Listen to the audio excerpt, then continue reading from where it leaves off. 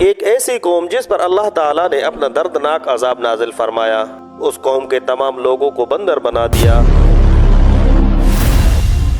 اس قوم کے لوگ ایسا کون سا گناہ کرتے تھے جس کی وجہ سے اللہ تبارک و تعالیٰ نے ان پر دردناک عذاب نازل کر دیا؟ اور وہ لوگ بندر بننے کے بعد کتنے دن زندہ رہے اور ان کو کس قدر دردناک موت آئی؟ جب یہ لوگ بندر بن گئے تو یہ اپنے عزیز و اقارب کو دیکھ کر ان سے کیا کہتے تھے؟ اور کیا آج کے دور میں پائے جانے والے بندر اسی قوم کے نسل میں سے ہیں؟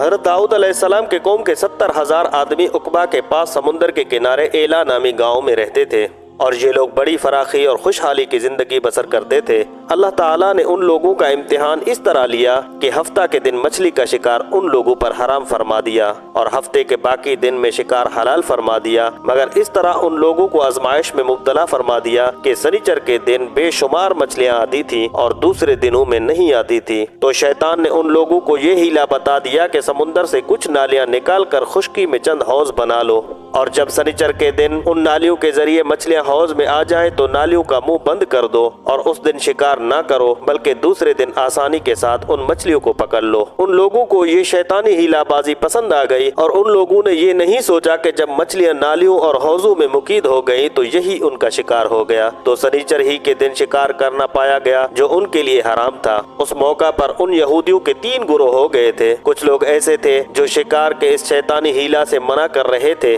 اور ناراض و بیزار ہو کر شکار سے باز رہے، اور کچھ لوگ اس کام کو دل سے برا جان کر خاموش رہے، دوسروں کو منع نہ کرتے تھے، بلکہ منع کرنے والوں سے یہ کہتے تھے کہ تم لوگ ایسی قوم کو کیوں نصیحت کرتے ہو جنہیں اللہ تعالی ہلاک کرنے والا یا سخت سزا دینے والا ہے۔ اور کچھ وہ سرکش و نافرمان لوگ تھے جنہوں نے حکم خداوندی کی اعلانیہ مخالفت کی اور شیطان کے ہیلا بازی کو مان کر سنیچر کے دن شکار کر لیا اور ان مچھلیوں کو کھایا اور بیچا بھی۔ جب نافرمانوں نے منع کرنے کے باوجود شکار کر لیا تو منع کرنے والی جماعت نے کہا کہ اب ہم ان مصیبت کاروں سے کوئی ملاپ نہ رکھیں گے۔ چنانچہ ان لوگوں نے گاؤں کو تقسیم کر کے درمیان میں ایک دیوار بنا لی اور آمد و رفت کا ایک الگ دروازہ بھی بنا لیا۔ حضرت داؤد علیہ السلام نے غضبناک ہو کر شکار کرنے والوں پر لعنت فرما دی۔ اس کا اثر یہ ہوا کہ ایک دن خطا کاروں میں سے کوئی باہر نہ نکلا، تو انہیں دیکھنے کے لیے چند لوگ دیوار پر چڑھ گئے تو کیا دیکھا کہ وہ سب بندروں کی صورت میں مسخ ہو گئے ہیں۔ اب لوگ ان مجرموں کا دروازہ کھول کر اندر داخل ہوئے تو وہ بندر اپنے رشتہ داروں کو پہچانتے تھے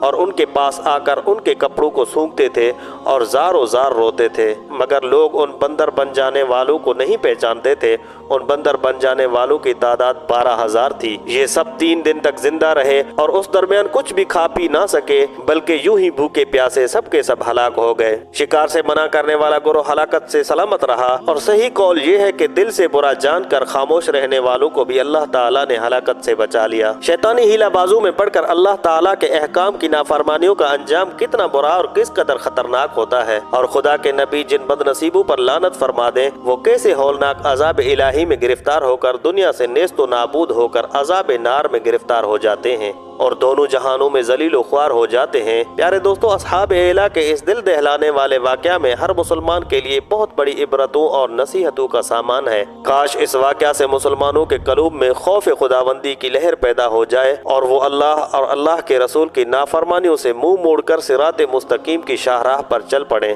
اور دونوں جہانوں کی سربلندیوں سے سرفراز ہو کر اعزاز و اکرام کی سلطنت کے تاجدار بن جائیں۔